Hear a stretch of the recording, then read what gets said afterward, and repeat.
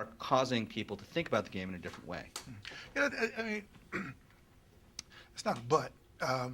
I think that what was interesting, I mean, far be it from me to quote Floyd Mayweather, anything. But you know, he made a comment which was kind of interesting. And again, I keep wanting to preface everything by saying I embrace the humanity of anybody who has a good year or anybody does anything good. It's a very positive thing. It's absolutely wonderful, you know, that somebody, you know, has a dream and they're acknowledged and they do well, whether it's journalism or science or basketball, whatever. So that's the first thing. I don't want to do anything to denigrate an accomplishment. But I think there's always this thing, because racism runs so deeply in this country. It's almost just this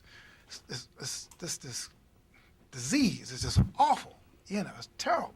It just, you know, and so when Floyd Mayweather says, you know, he said, well, he's just doing it because he's Asian American. Black athletes have been doing this for a long time. Well, I dismiss the Asian American thing, but I think what pisses people off is this whole idea of this double standard. And you get a lot of it. Well, black guys are supposed to do this, you know. So, well, hell, I mean, that's supposed to do this is hard, you know. I mean, hell, I mean, having to work twice as hard as somebody who's really good, whether it's in my profession or anything, is hard. When you're competing against very good people and you're kind of invisible until you do it again and again and again. You're like, damn, so I think you raise a point. Okay, doing it in 9 games is fine. You know, scoring, making a big deal because he outdid Kobe Bryant after Kobe just comes from a back-to-back after beating Boston in overtime. And by the way, against a guy who's been averaging, you know, 28 points, you know, something for his entire career, not one night. In the NBA, where everybody, their only goal is let's stop Kobe Bryant. That's the only thing we want to do is stop Kobe Bryant. And he's still averaging 32 points a game.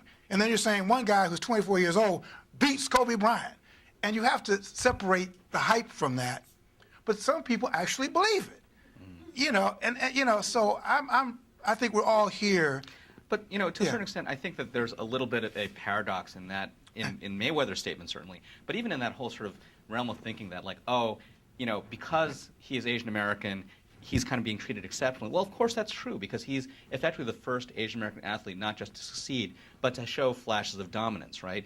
And if you look at it from the context of, if I were, for whatever reason, brought into a game and I dunked on Kobe Bryant, that would be a big story, because it would not have been expected, right? And, you know, even less so, I think, than But that's precisely why it's not expected. But I see you do it when it's expected. Exactly. Right. But so along these lines, if, let's say Jeremy Lin was not an Asian American, how big would this story be? Right, so I mean, What is he?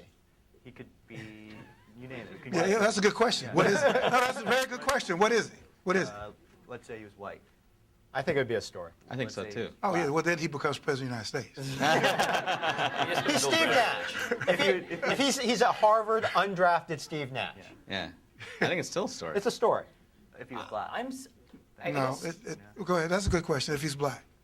I think it's still a story. I just think, you know, I think I'm maybe more bullish on the Asian aspect of this, just because I think about it like globally. Yeah. Numerically, I bet there are people in Germany, well, I know there are people in like Europe and Asia who don't give a crap about basketball. Don't know who Kobe Bryant is, maybe they know who Kobe Bryant is, but maybe they don't know anything about the Knicks or any of the other factors in the story, and they just look up and see on the internet or on TV or in a headline that they see his picture. And that, to me, has got to be, logically, for me, that seems to be the most compelling part for a lot of people who just don't care about it. Oh, absolutely. But here's my problem, I guess, with a different thing, okay? Venus and Serena Williams are different. There's not been a story like that in the history of sport. I'm not talking about maybe cricket somewhere or squash or something, but in the history of mainstream sports, there's not been a story like Serena and Venus Williams. Two sisters from the inner city of California who not just win, but dominate their sport, and in some years are the only ones who could beat each other. Yeah.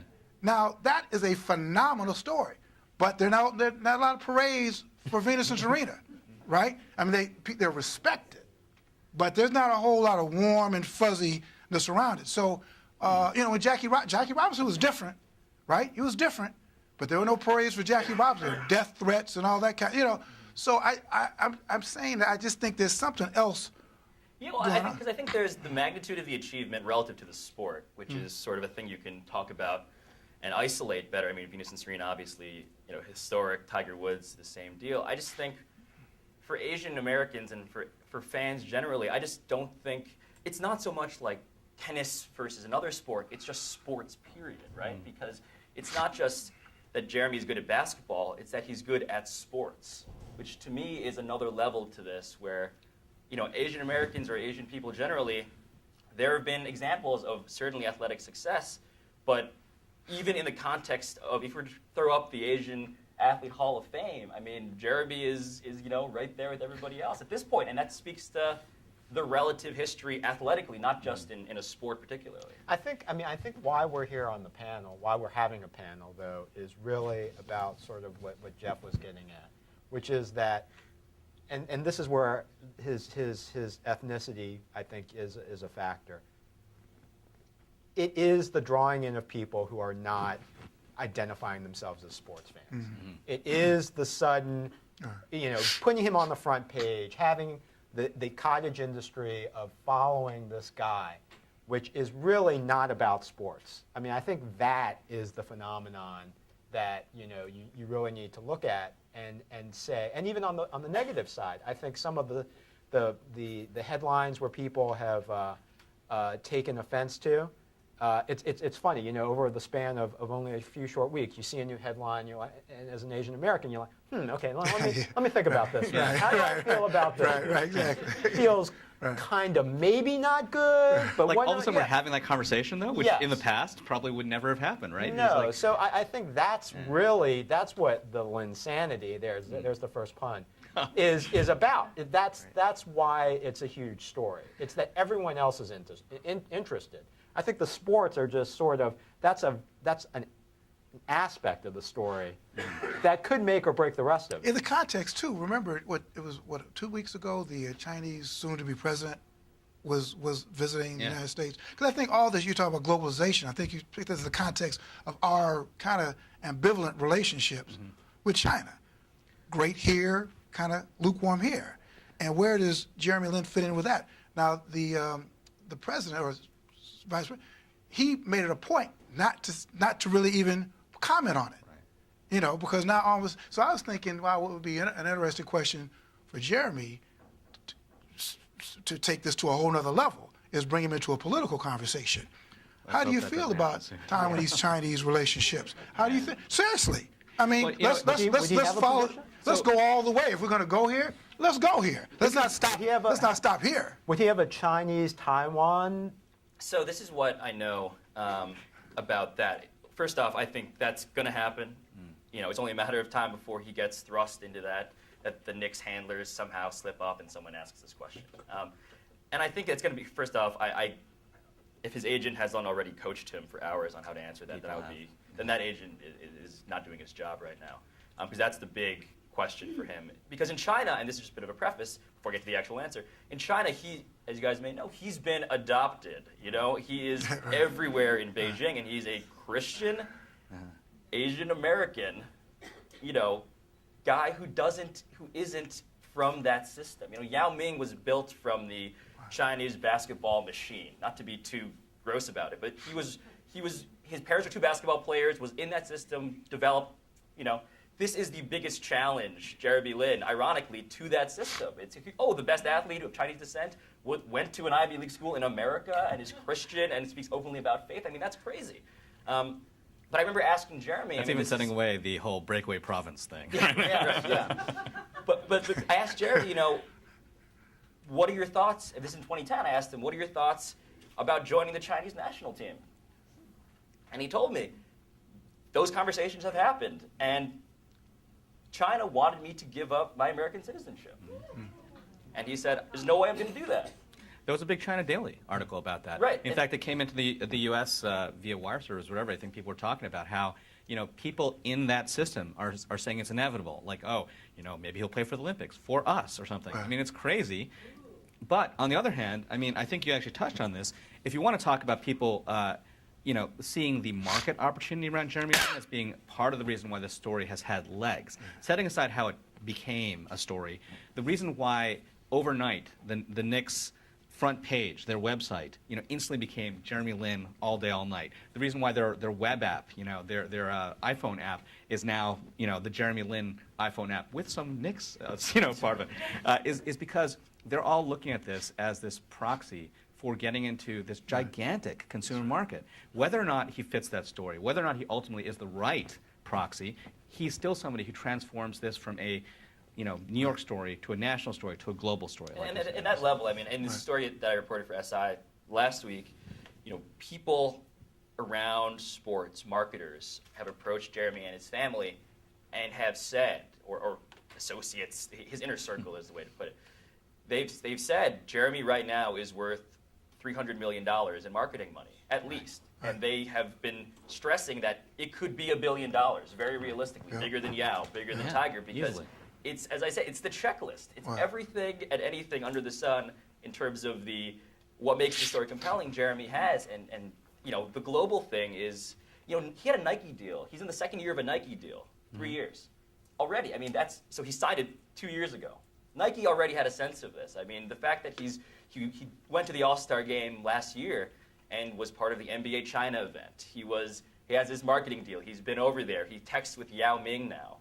This is all part of the globalization of Jeremy, and it's already well underway. So far, he's kept a low profile. He's only done one TV interview.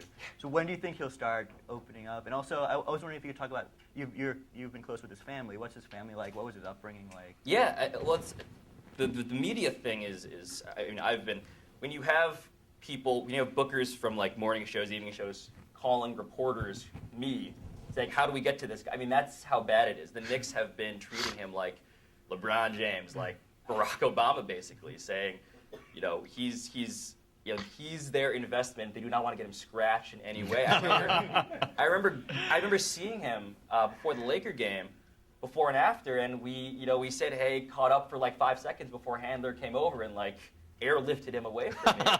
Seriously, and it was very awkward. And I mean, I feel like every Jeremy Lin story is a name drop and a humble brag at this point, but he texted me later being like, I'm sorry that I couldn't do that. It's beyond my control. The Knicks, it's from above him. And the weird thing with Jeremy and his family, how he's reacting with it, it's almost like it's his first job and he doesn't want to get fired. Right. It's like if you imagine you're him and you suddenly fell into this. It's New York. It's bigger than anything you've ever experienced.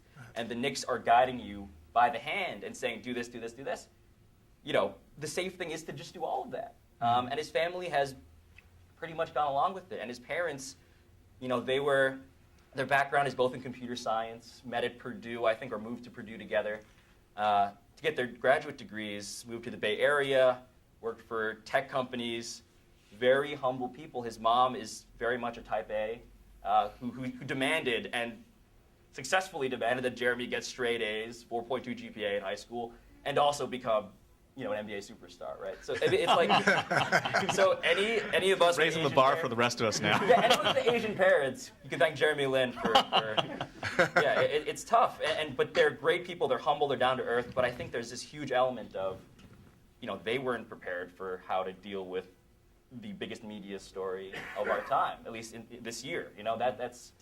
They are struggling, I think, to make the right moves, and that's part of why he's been so cautious with the media and why they're going along with this plan to protect him. And what was it like reporting this story then, if he couldn't really talk that much, even though you knew him? Yeah, there's a lot of surreptitious text